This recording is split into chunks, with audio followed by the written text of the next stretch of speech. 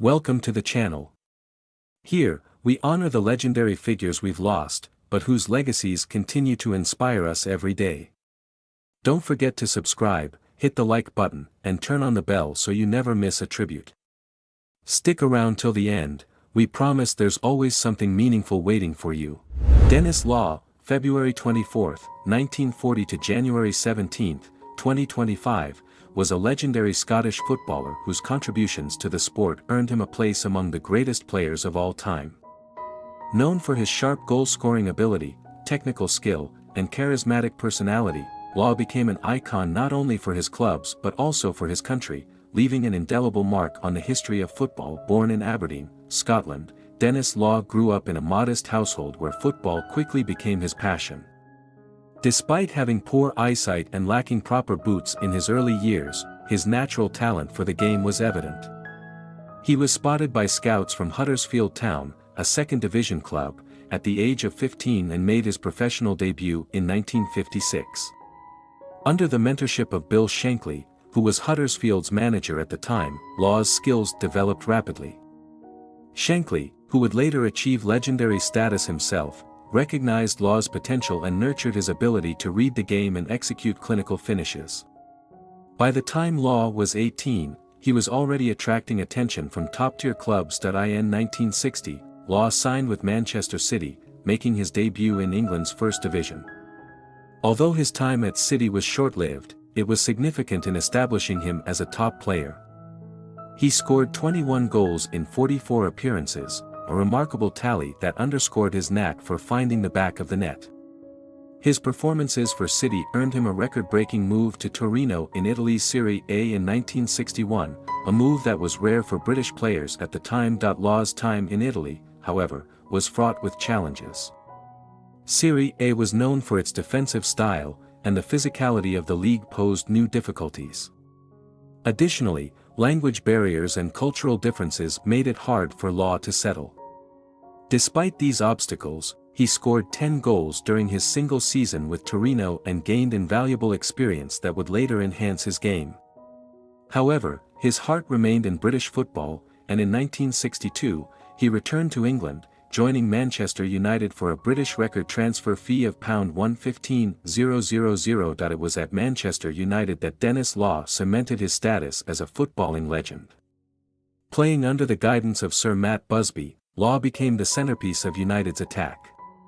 His fierce competitiveness, agility, and ability to score from almost any position made him a nightmare for defenders. In his first season, he scored 29 goals in 44 matches, instantly becoming a fan favorite. Known for his acrobatic volleys, quick turns, and powerful headers, Law earned the nickname, "The King," from United supporters. One of the defining moments of Law's career came in 1964 when he was awarded the Ballon d'Or, recognizing him as Europe's best footballer. This accolade was a testament to his extraordinary skill and influence on the game. That same year, he scored an impressive 46 goals in all competitions, a single-season record for Manchester United that still stands today. Law formed part of United's iconic Holy Trinity, alongside George Best and Bobby Charlton. Together, they created one of the most fearsome attacking trios in football history, leading United to numerous victories. Under their combined leadership on the field, Manchester United won the English First Division title twice, in 1965 and 1967. Although Law missed the 1968 European Cup final due to injury, his contributions during the campaign were instrumental in helping United become the first English club to win the prestigious trophy. Despite his immense success, Law faced significant challenges during his career. Injuries, particularly to his knee, became a recurring issue, limiting his playing time in the late 1960s. These physical struggles tested his resilience, but Law's determination never wavered. Even as his body began to falter, his intelligence, leadership, and passion for the game ensured he remained an integral part of the team. Law's international career with Scotland was equally illustrious. He earned 55 caps and scored 30 goals, making him one of Scotland's all-time leading scorers. His performances on the international stage were characterized by the same qualities that defined his club career: skill, tenacity, and an uncanny ability to deliver in crucial moments. One of his proudest achievements was representing Scotland in the 1974 FIFA World Cup. Although Scotland was eliminated in the group stage, Law's presence in the squad was a source of inspiration for the nation. In 1973, nearing the end of his playing career, Law returned to Manchester City. This move brought his footballing journey full circle, but it also led to one of the most bittersweet moments in his career. In the final match of the 1973-74 season, Law scored a backheel goal against Manchester United, his former club, in a match that confirmed United's relegation from the First Division. Although the goal demonstrated Law's instinctive brilliance, it was a deeply emotional moment for him. Out of respect for United and its fans, Law refused to celebrate, and the image of him walking off the pitch with his head bowed remains one of football's most poignant moments. After retiring from professional football in 1974, Denis Law continued to be a beloved figure in the sport. He was inducted into both the English Football Hall of Fame and Scotland's Football Hall of Fame, honours that recognised his immense contributions to the game. In 2002, a statue of the Holy Trinity, Law, Charlton, and Best, was unveiled outside Old Trafford, immortalising their legacy and reaffirming their place in Manchester United's history. Law was also known for his humility and generosity off the pitch. Despite his fame, he remained approachable and down-to-earth, often engaging with fans and supporting charitable causes. In his later years, he became an ambassador for Manchester United and Scottish football, promoting the sport he loved and inspiring young players to follow in his footsteps. In 2021, Law revealed that he had been diagnosed with Alzheimer's disease and vascular dementia. Even as his health declined, his legacy continued to shine brightly. Tributes poured in from around the world, celebrating his extraordinary career and the joy he brought to millions of fans. Law's passing on January 17, 2025, marked the end of an era, but his influence on football remains eternal. Denis Law's story is one of talent, resilience, and a deep love for the beautiful game. He embodied the spirit of football, playing with a passion and determination that transcended the sport. His ability to inspire teammates, dazzle fans, and rise to every challenge made him a true legend. Whether through his iconic goals, his partnership with some of football's greatest players, or his unwavering dedication to the sport, Denis Law will forever be remembered as one of the greatest to ever play the game. Wayne Osmond, born on August 28, 1951, in Ogden, Utah, was not just a musician, he was an embodiment of the American musical tradition and family values. As the fourth child in the renowned Osmond family, Wayne's life story is intertwined with the broader saga of one of the most influential and beloved musical families in American history. His name is forever linked to the rise of the Osmonds, a group whose music and performances transcended generations and captivated millions around the world. Wayne's early life was shaped by the close-knit bonds of the Osmond family, who were united not only by their familial love but also by their shared commitment to music. Growing up in a home where harmony, faith, and music were paramount, Wayne's natural musical talent blossomed.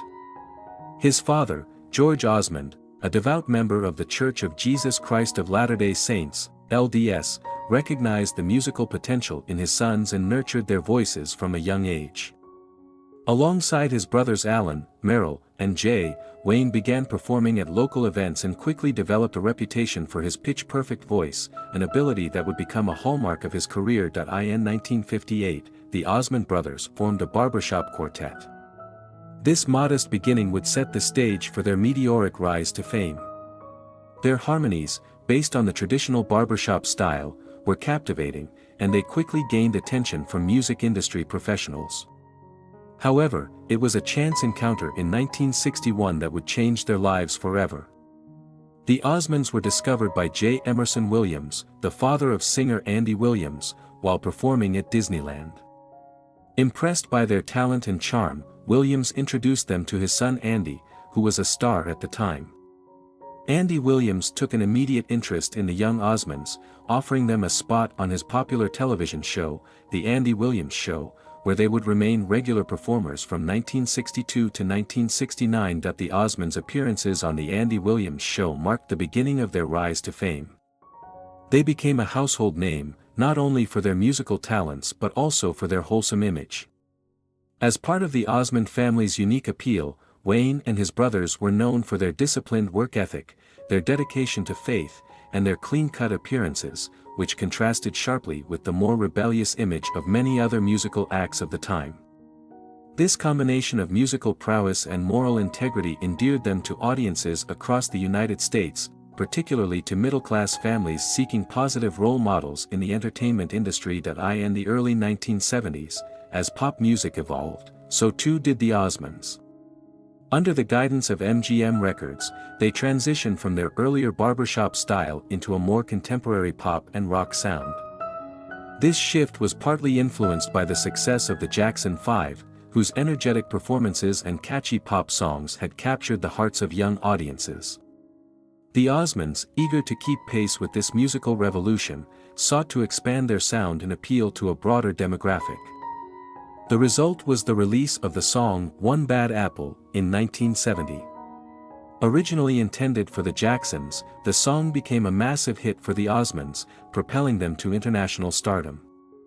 Its catchy melody and infectious energy marked a new era for the band, and Wayne, with his versatile musical skills, played a pivotal role in this transformation. Wayne's musical talents extended beyond his work as a vocalist. Proficient in multiple instruments, he was known for his ability to play the guitar, drums, and bass. His versatility was a key element in shaping the Osmond sound, allowing them to experiment with different musical styles and achieve a level of complexity in their arrangements that set them apart from many of their contemporaries. Wayne's keen musical ear and perfect pitch were invaluable assets to the band, helping to refine their harmonies and arrangements to perfection. These skills, combined with his strong stage presence and natural charisma, made Wayne one of the most beloved members of the Osmonds. In addition to his musical career, Wayne also pursued acting. As a young child, he appeared alongside his brothers in the ABC Western series The Travels of Jamie McPheeters, 1963 to 1964, where he portrayed Leviticus Kissel. His ability to blend acting with music was a testament to the Osmond family's multifaceted talents.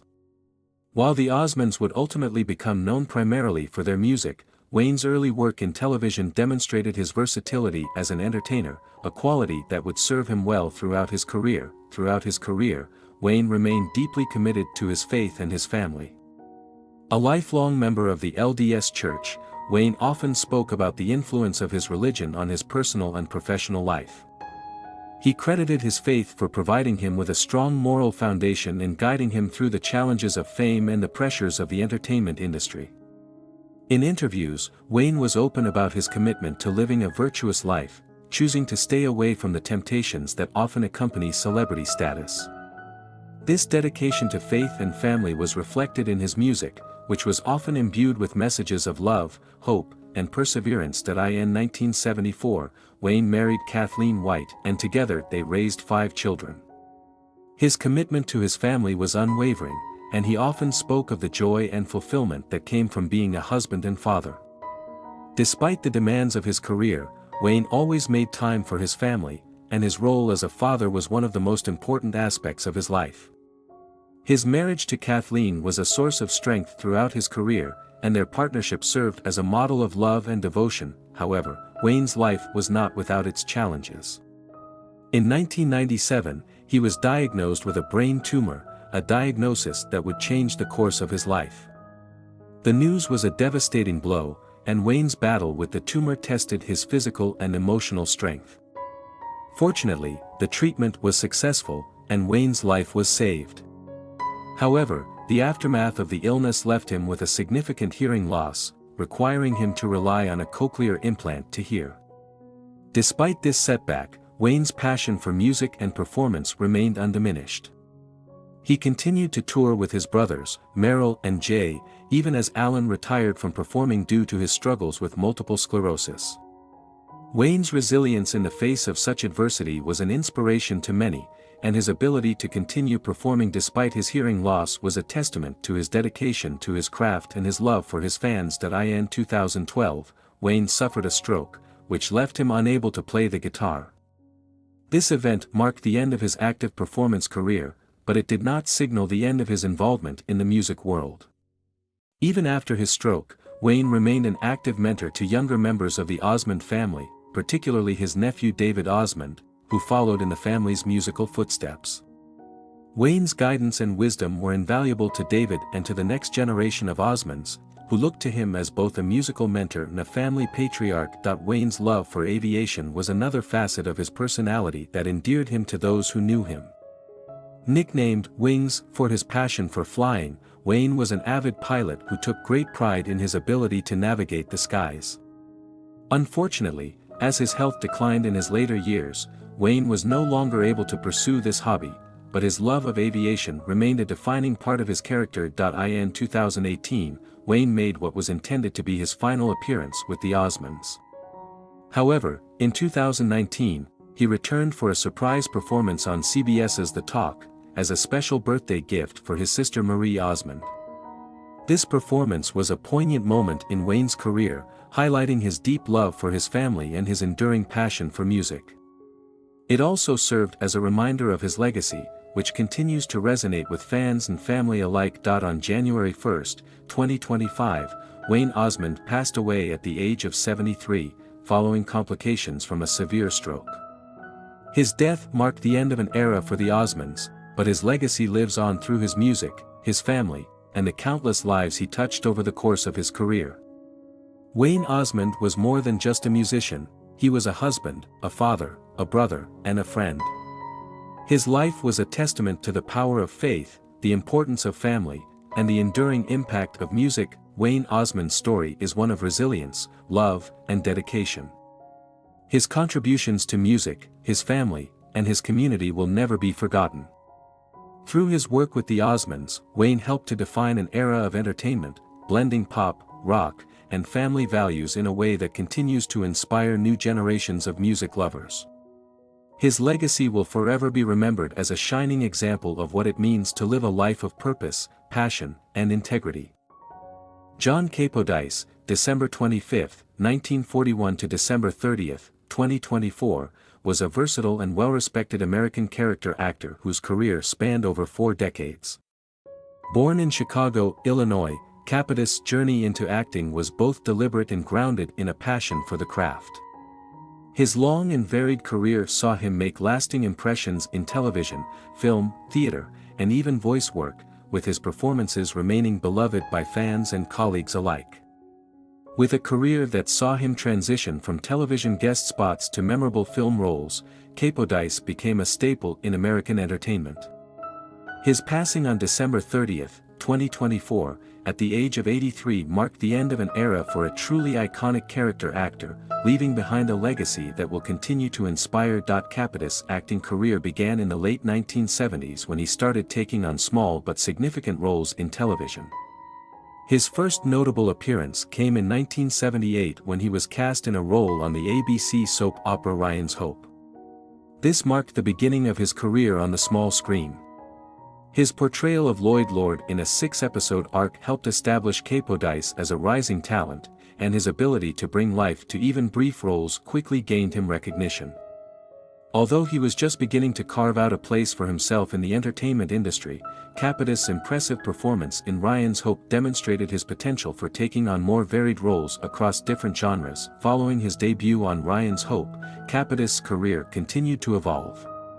He went on to appear in guest spots on a variety of popular television series throughout the 1980s and 1990s, further cementing his reputation as a reliable and talented character actor. His extensive television resume includes appearances on beloved shows such as Spencer, For Hire, Kate and Allie, Seinfeld, Murder, She Wrote, Murphy Brown, Knots Landing, Hunter, and Law and Order. On Seinfeld, Capodice appeared in the episode The Revenge, 1991, where he played a laundromat customer. His ability to fit seamlessly into these ensemble casts was one of the factors that made Capodice so widely recognized. In each of these appearances, whether in a drama or a comedy, he effortlessly brought his unique charm and character to the screen, making each role memorable. One of the standout moments in Capodice's career came in 1989 when he appeared as a guest star on the television series Moonlighting. In this particular episode, Capodice played a character involved in a complex comedic plotline. His role in Moonlighting showcased his remarkable ability to navigate between comedy and drama, establishing him as an actor capable of pulling off multifaceted performances. His appearances in these shows demonstrated his incredible adaptability and his ability to enhance the overall dynamic of any production. Throughout his career, Capo Dice also appeared in a number of television commercials that contributed to his public recognition. One of his most well-known commercials was for Polly-O string cheese, which aired in the 1980s. In this commercial, Capo Dice played Fred, a confused pizzeria owner who is asked to make a pizza with extra cheese but hold the tomato sauce and the crust. This humorous commercial became an iconic part of Capadis' career and further showcased his comedic timing and ability to bring humor to everyday situations. Capadis' likable, down-to-earth persona made him the perfect fit for these light-hearted commercial roles, and he quickly became a recognizable figure in the world of advertising as well. His role as a trucker who gives medical advice in a popular dime-tap cold medicine ad also earned him recognition in the advertising world. While Capo Dice was known for his television and commercial work, he also made a significant impact on the stage. In the late 1970s and early 1980s, Capo Dice began performing in off-Broadway productions, with one of his first major theater credits being his role as a prison guard in the play Getting Out at Marymount Manhattan Theater in 1978. This play, written by Marcia Norman, focuses on the struggles of a woman adjusting to life after prison, and Capadis' performance in this production was praised for its depth and nuance. Getting Out was well received, winning 2 Outer Critics Circle Awards in 1979, and Capadis' involvement in the production was a testament to his talent and versatility as an actor. His role in the play demonstrated his ability to transition between stage and screen work, further expanding his range as an actor. Capadis' stage credits also included his involvement in the Broadway production of Requiem for a Heavyweight, a play by Rod Serling. This production starred major actors like John Lithgow, George Segal, and John C. McGinley, and Capadis' contribution to the cast helped elevate the performance. His theater work, while less frequent than his television and film roles, was another essential part of his career that showcased his range and commitment to the craft. In addition to his work on television and stage, Capadis' career spanned numerous films, many of which became cult classics. His first significant film role came in 1982 when he appeared as Doyle in the film Q, a low-budget horror movie about a giant, flying reptile terrorizing New York City. This marked the beginning of a long and successful film career for Capo Dice, who would go on to appear in a series of diverse films in the years to follow. His role in The Secret of My Success, 1987, in which he played a character in the KRS building, further solidified Capadis' place in Hollywood. His performance in Wall Street, 1987, as Dominic, was another example of his dramatic skills. Capo Dice was able to play characters that ranged from comedic to serious, showcasing his remarkable ability to shift between genres with ease. In 1989, Capo Dice starred in the film Family Business, where he portrayed Tommy. The film, which starred Sean Connery, Dustin Hoffman, and Matthew Broderick, focused on a family of criminals, and Capadis' performance added depth to the ensemble cast. The same year, he appeared in See No Evil, Hear No Evil, a comedy starring Gene Wilder and Richard Pryor. Capadis' role as Scotto, a police detective, added to his comedic resume, and the film became a cult favorite. These early roles established Capo Dice as a sought-after supporting actor in Hollywood, known for his strong character work and ability to contribute to diverse ensemble casts. The 1990s were a particularly productive time for Capo Dice in the world of film. He appeared in a variety of successful films during this period, including Ace Ventura, Pet Detective, 1994, where he played Sergeant Aguado, and Naked Gun 33 1/3, The Final Insult, 1994, where he portrayed Mr. Big. In Speed, 1994, Capadis' role as Bob, the bus driver, helped to elevate the film's ensemble cast, which included Keanu Reeves and Sandra Bullock. Capadis' performances in these films were notable for their ability to stand out even in a crowded ensemble, further proving his knack for creating memorable characters. Capo Dice continued to enjoy success in films such as Independence Day, 1996, where he played Mario, and Enemy of the State, 1998, where he appeared as older worker number 1. His roles in these major blockbuster films showcased his versatility, as he transitioned from action-packed thrillers to high-stakes dramas. Throughout this period, Capitis' ability to adapt to a wide range of film genres allowed him to remain a prominent and respected figure in Hollywood. In the 2000s and beyond, Capitis continued to work consistently, appearing in films such as The Phantom, 1996, True Friends, 1998, and The Street Sweeper, 2002. His voice work in the 2010 video game Mafia 2, where he voiced the character Sidney Penn, added another dimension to his career. His final film role was in the 2023 animated film Teenage Mutant Ninja Turtles, Mutant Mayhem, where he voiced a cab driver, a fitting way to close out his long and diverse career in entertainment. Off-screen, Capitis led a relatively private life, living in Los Angeles and later in Blauvelt, New York. His personal life remained grounded, and he was known for his warm and approachable demeanor, which earned him the affection of those who worked with him. Capitis' passing in December 2024 left a void in the entertainment industry, but his legacy lives on through the many roles he played and the impact he had on the people he worked with. Throughout his career, Capitis was known for his dedication to his craft, his commitment to bringing authenticity and depth to every role, and his ability to make even small roles memorable. His characters were never one-dimensional, rather, they were multifaceted, grounded in reality, and often infused with humor and humanity. Capitis' legacy as a character actor is one of enduring respect and admiration, and his contributions to television, film, and theater continue to resonate with audiences today. He will be remembered not just for the characters he portrayed, but for the way he made them come to life in the hearts of fans. Peter Waters Dingley, known professionally as Johnny Walker, was born on March 30, 1945, in Oulton, Warwickshire, England, and became one of the most beloved and iconic radio personalities in the UK.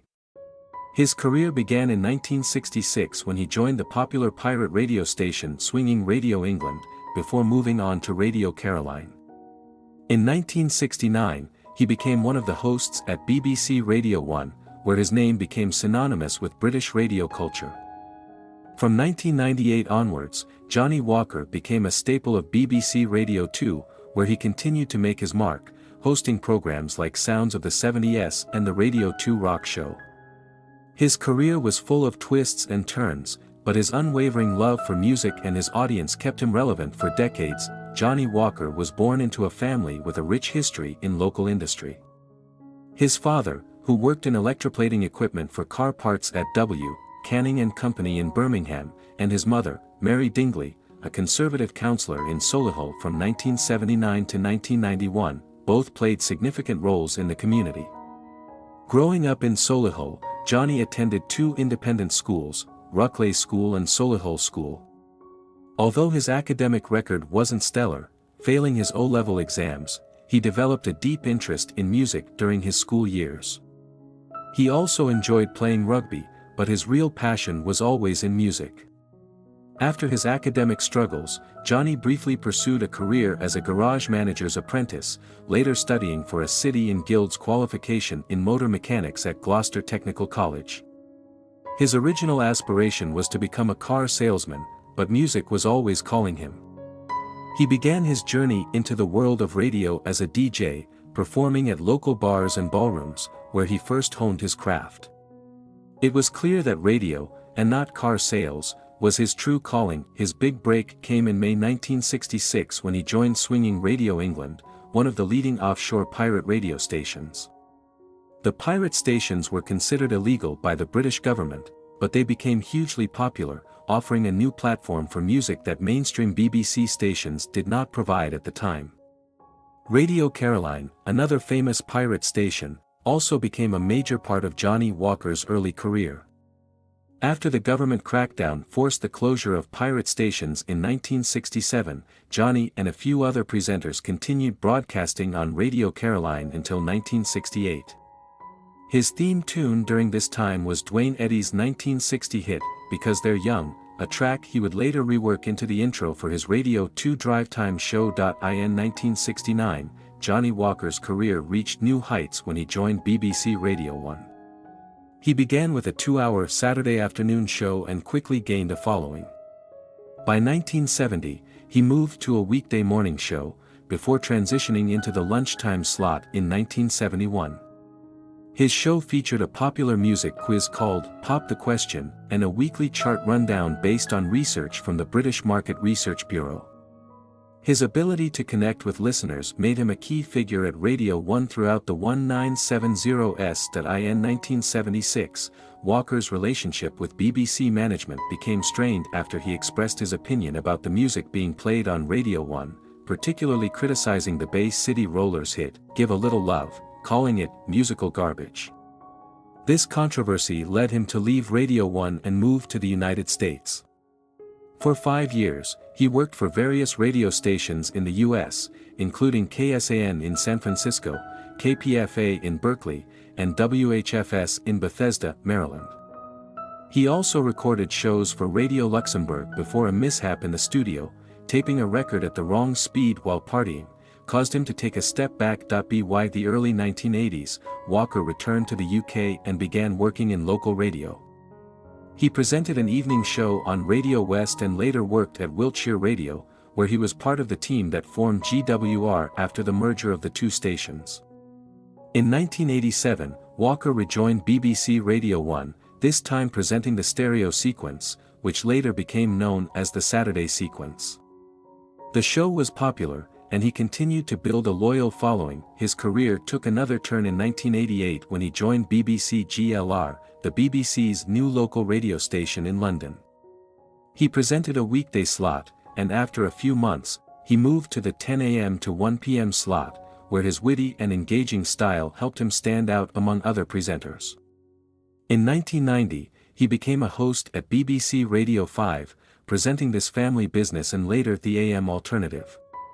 Despite his popularity, his career at BBC GLR was short-lived after a comment he made regarding the resignation of Prime Minister Margaret Thatcher led to his dismissal from the station. Walker continued his career at BBC Radio 5, but in 1991, he returned to Radio 1 and resumed hosting the Saturday sequence, which was eventually renamed The Saturday Show. His time at Radio 1 continued until 1995, after which he briefly worked at London's talk radio station LBC and Classic Gold stations around the UK. In 1998, Johnny Walker made the move to BBC Radio 2, where his career would truly flourish.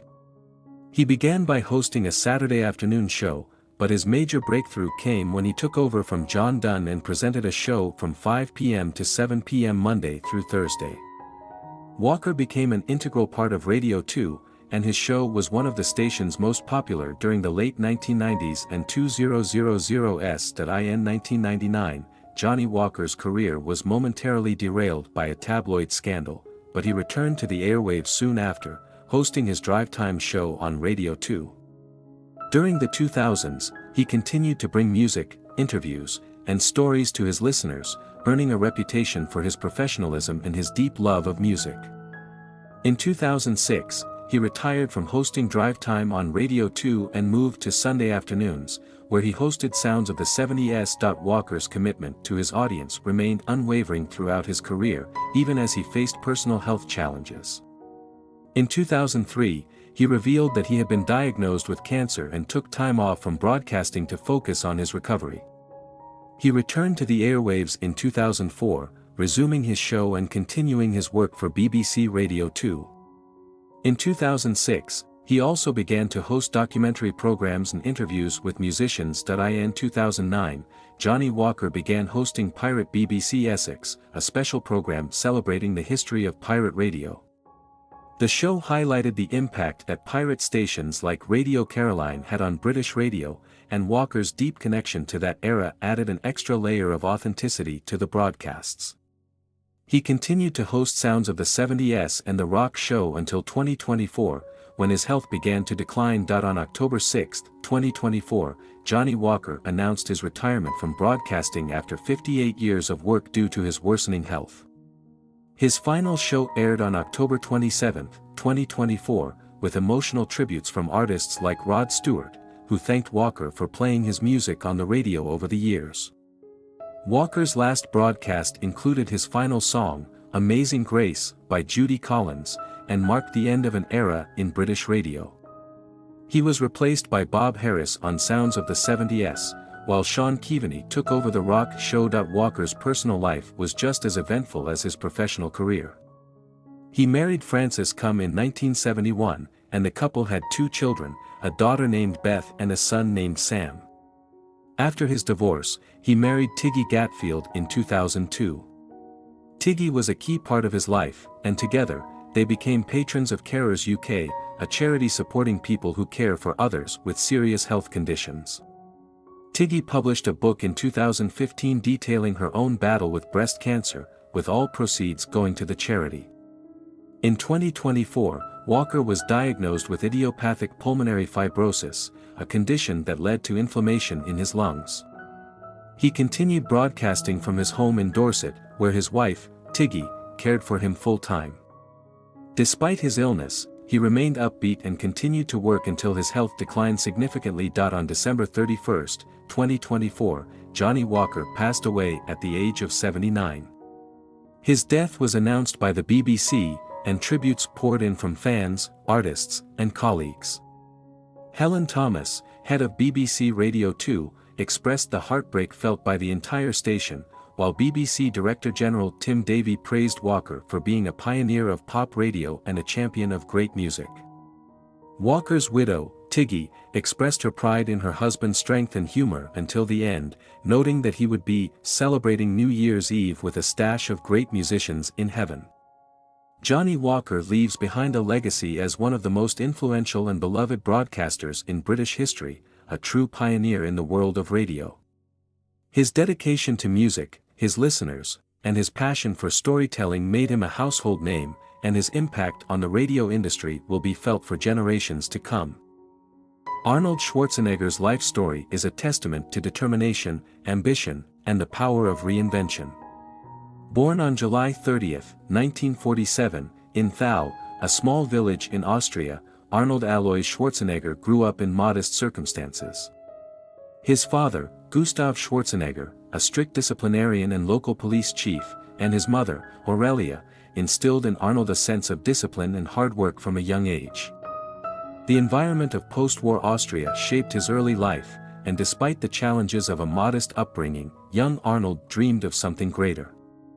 His ambitions would eventually take him far beyond the borders of his small village. Arnold's first passion was sports, particularly soccer, but by the age of 14, he had discovered bodybuilding, a sport that would change his life. Inspired by Reg Park, a British bodybuilding champion and film star, Arnold began to train with makeshift weights, demonstrating a level of focus and dedication that belied his years. Despite limited resources, he pushed himself relentlessly, often sneaking into gyms to train. By the age of 18, he had won the Mr. Europe Junior title, a sign of the greatness to come. In 1968, at just 21 years old, Schwarzenegger made a life-changing decision to move to the United States, driven by a dream of becoming the world's greatest bodybuilder. Arriving in California with little money and limited English skills, he faced significant challenges. However, his unrelenting work ethic and charisma set him apart. Under the mentorship of Joe Weider, a prominent figure in the bodybuilding world, Arnold's career began to flourish. Over the next few years, he dominated the sport, winning the prestigious Mr. Olympia title a record 7 times, solidifying his status as a bodybuilding legend. His impressive physique, paired with his marketing savvy, earned him the nickname, the Austrian Oak, and helped popularize bodybuilding worldwide. While still competing in bodybuilding, Arnold began to prepare for his next career move. Understanding the importance of planning for the future, he took business and acting classes, showing a remarkable ability to think strategically about his career. His first exposure to the entertainment industry came with the documentary Pumping Iron, 1977, which chronicled his journey in the bodybuilding world. The film brought him into the public eye and showcased his larger-than-life personality, paving the way for his Hollywood career. Arnold's breakthrough in film came with Conan the Barbarian, 1982, a sword and sorcery epic that showcased his physical presence and screen charisma. The success of the film and its sequel, Conan the Destroyer, 1984, cemented his place in Hollywood. However, it was his role as the relentless cyborg assassin in James Cameron's The Terminator, 1984, that launched him to global stardom. His performance, paired with the now iconic line, "I'll be back," made him an international sensation. Arnold became one of the most recognizable and bankable action stars of the 1980s and 1990s, starring in blockbusters like Predator, 1987, Total Recall, 1990, Commando, 1985, and True Lies, 1994. Arnold also demonstrated his range as an actor by branching into comedy. Films like Twins, 1988, where he starred alongside Danny DeVito, Kindergarten Cop, 1990, and Junior, 1994, showcased his comedic timing and endeared him to a broader audience. His ability to balance action-packed roles with light-hearted comedic performances made him a unique figure in Hollywood. Parallel to his entertainment career, Arnold proved himself a savvy businessman. He invested his earnings wisely, particularly in real estate, amassing a fortune that allowed him financial independence. He also capitalized on his fitness background, establishing gyms and fitness-related enterprises that further solidified his brand. His business ventures reflected his discipline and strategic thinking, qualities that had propelled him to success in bodybuilding and acting. Arnold's personal life has been equally eventful. In 1986, he married Maria Shriver, a journalist and a member of the Kennedy family. Their union brought together two high-profile worlds and garnered significant media attention. Together, they had 4 children: Catherine, Christina, Patrick, and Christopher. The couple appeared to embody the American dream, balancing family life with demanding careers. However, their marriage faced challenges, and they separated in 2011 following revelations of Arnold fathering a child with the family's housekeeper. In 2003, Arnold entered a new phase of his life by venturing into politics. Running as a Republican, he won the California gubernatorial recall election, earning him the nickname, the Governator.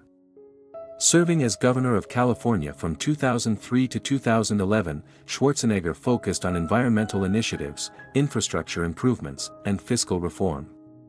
Despite challenges, including the global economic downturn of 2008, he championed renewable energy policies and positioned California as a leader in environmental legislation.